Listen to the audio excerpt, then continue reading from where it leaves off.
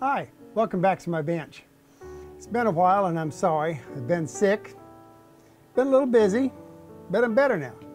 Thanks to some heavy-duty drugs, antibiotics, getting over a massive infection that I've had. So, excuse me, I hope I'm back to doing a few videos. In the meantime, I was kind of busy since I was kind of confined to being around here and local and close. So I've done an awful lot, at least in my opinion anyway. First thing I did was I got a 3D printer. Yep, that's my new Prusa 3D printer, and it does an absolutely fantastic job. I called my friend Kent Hurley here in Kansas City. We're lucky enough to have him local. He's kind of become the guru of individuals who work in 3D printing, especially when it comes to model railroading. And so I asked him, I said, what would you get if you had it all to do over again? He uses an Affinia printer right now. And he said, well, I'd go to an original Prusa. So I did. I went to original Prusa i3. It comes as a kit. It takes about a full day to build. But as Mr. Prusa says, if you do that, you really have that hands-on experience and you understand the printer from the inside out. I did. That doesn't necessarily mean that. I always say I'm a PE major, so this is all kind of technical for me. But I did understand the machines I put together, and since I'd already had a machine before that, an M3D, why it did make it a little bit easier when it came to making the printer actually work. And work indeed it did. I started off with a bunch of my friends. First of all, this one's one I made kind of for myself and for the other people around me that play pickleball. This is the Pickleball Logo, and if we go to, I'll go to camera 3 here, you can see it's 3D reliefed. And I did a bunch of those. I did one for all my friends that come to the lunches. Here's an MU and an MU logo and a KU logo. I was really kind of amazed that all of the people that we have that come to lunches are from different schools, and we have about 15 master model railroaders, fortunately, here in the Kansas City area. Every one of them went to a different school, which I would have thought at least some of them would have gone, you know, concentrated in the local area, but we had them from New York University and Virginia Tech, and I mean, they're just all over. Michigan. So we had a lot of different ones, and I had a good time doing those. And you can download an awful lot of these logos like this if you're interested in a school logo, both high school, college, church, and there are a lot of them out there on Thingiverse, Thingiverse, and they're all free. I download it. If you want to volunteer some money, donate some tip money to people, you can on that, but basically it's all free. So one of the first projects that I did was I made a traverse for my Sony camera, for my action camera. And it should start up there where the traverse goes out. And we'll do another one. There we go. And we'll make that one go. And there he comes back. And I'll give it a little pan up then towards the mechanism.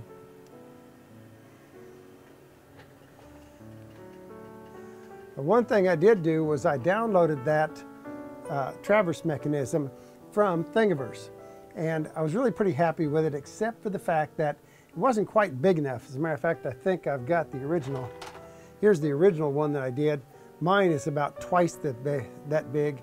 It hangs a little bit lower and it's a little bit heavier duty. I made some new pulleys for it. Basically kind of, you know, improved it. You can't ever do it one time. You have to kind of improve things. So I did, and I made some blocks like this that can hang cameras off at different angles and tap that, and that's all. All of these are printed on the printer. It's really nice. They give you the camera mount blocks here. Let's go to 3, you can see it better. They give you the camera mount blocks here that you can make. This one I think is for a GoPro, which I didn't really use. And then also off of that I made some neat little stands like this. Those are all 3D printed, and those allow you to mount a light or whatever on your 3D printer if you want to kind of do some things with that. This is my box of junk that I did that they almost came out but not quite, or they came out and I just don't have a use for them right now. These little arms, I'll have a lot of use for those, so I've got those in here. I made a handle for my camera, so if I have to have one of those grips, you know, for the handle, I've got a couple of those made up here. So then I decided, well, what the heck, I've got all that going. What I really need is a project that kind of hits home a little bit better in terms of model railroading. So I've always wanted to build see if I can get you on a better view again.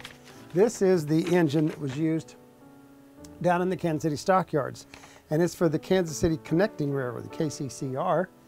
And so I wanted to build that, and it's essentially a GE 70-ton diesel. So finding one in ON30 might have been a little bit hard. I don't know, it might be out there, and I might have done all this for nothing, but what the heck, I've learned a lot about SketchUp in the process. So what I have here is my shell already ready to go. I have my deck ready to go. So we can take, let's put you on 2 over here so you can see it better.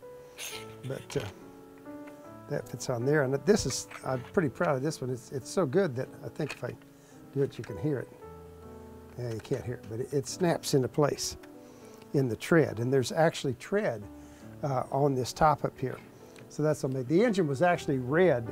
That photograph doesn't show it because it's black and white, but the engine's actually red. So in some of the last prints that I did, which was the deck, I went ahead and printed those in red so they'd be ready to go. And then I have battery down here to put on. I've got air tanks ready to go. And my only thing right now, put you on this other one, got there so I can do those, and those can go underneath. They'll snap into place. So my engine's coming along and doing real well. And I'll do a whole separate show on how I went about making that on the 3D printer. I want to make a whole separate show, and we'll talk about this. The Western Auto sign here in Kansas City is a national landmark. It's a huge Western Auto sign, stands about 5 stories, I think at least 4 or 5 stories high. Arrow would light up and go all the way around, and then it would light up Western Auto 1 letter at a time and go off and then come back on again. Well, that's a lot of lighting animation. So this is the key to making that animation work, and I'll have a whole show. This is my teaser, so you come back and see what I did with this. And then the next thing I have, of course, for this locomotive, I have to have some kind of a drive to make it work. So what I've got is an old S-scale framework here, and I'm going to kind of redo that. This has a Digitrax decoder on it, but what I'm going to do is I'm going to actually add a Loco-Fi. That's L-O-C-O-F-I, and type that in on your web browser and they'll come up. They have brand new decoders out that work by Wi-Fi. So you can take your Android tablet. I have Android tablet right here, which I bought special for the purpose. It's all Wi-Fi, not RC or anything like some of the other throttles are, but just simply Wi-Fi, which really makes for a reliable connection between this and the locomotive. That's my mechanism, that's my game plan for that. And then of course, always I have to go back to my old buddies at Wood & Scenics. Their latest out is the Billboard Series. These are only made in 1 scale in HO. I would ask you if you're one of my fellow O-scalers, ON3, ON30, O-scale, O-gauge, O whatever, anything O, larger scale, write to them and tell them we need these in a larger size. I'm going to take this one, actually take the standards off of the bottom of it and mount it on the side of a building, because it certainly will work perfectly for that. It's already wired, it's already ready to go, I don't have to do too much to it, and it looks absolutely fantastic, and I'll have a whole show on this and some of the new things that they're coming out. I understand they're having an announcement here, I believe the end of this week, so coming out extremely quickly. So this was kind of my teaser video to let you know I'm back on the airways, at least on the internet airways anyway. And I hope, as always, that you'll go down to your railroad room and let your trains put a smile on your face, because trust me, mine do.